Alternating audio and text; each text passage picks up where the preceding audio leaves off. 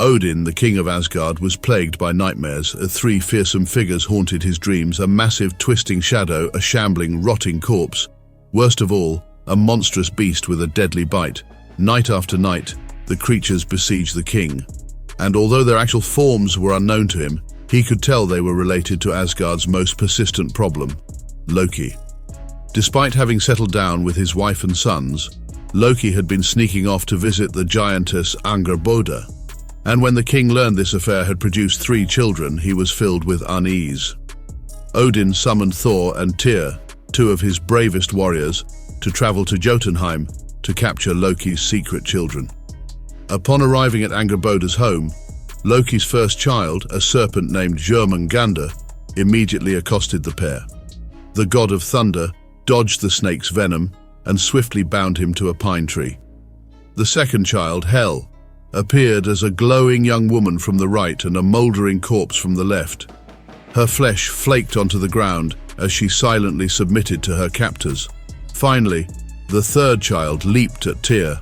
The small wolf was fierce but harmless. Tyr playfully cuffed its claws and stowed the cub in his pocket. Back in Asgard, the warriors presented their prisoners, and fearful recognition seized Odin's heart. Though these 3 were meager reflections of his dark dreams, the king was determined to dispose of them before his visions came true. First, he banished 𝐂𝐽𝐿 to the sea at the world's edge. Then he sent Hel deep below the earth to join her fellow corpses. But the wolf, named Fenrir, presented a challenge. He'd already grown strong enough to threaten the gods, so Odin took a more patient approach. For months, he supervised the creature, watching Fenrir grow from a cub to a wolf to a beast who spoke with the voice of a god. Tyr visited frequently and found Fenrir to be strong and clever, but as their bond deepened, Odin's fear only grew. One day, Odin forged his heaviest chains and hauled them to Fenrir with a challenge. He would bind the wolf to test his growing strength. Fenrir eagerly accepted the challenge and splintered the metal like old wood. Odin returned to the forge, crafting shackles that no man could lift alone. These sturdy chains gave Fenrir pause, but with an encouraging wink from Tyr, he accepted the challenge. The beast strained for a moment and then shattered his restraints into 1,000 pieces. Desperate, Odin sought help from the most skilled makers of all, the dwarves. Rather than metal, they sought the rarest ingredients, from feline footsteps and fish breath to the sinews of mountains and mighty bears.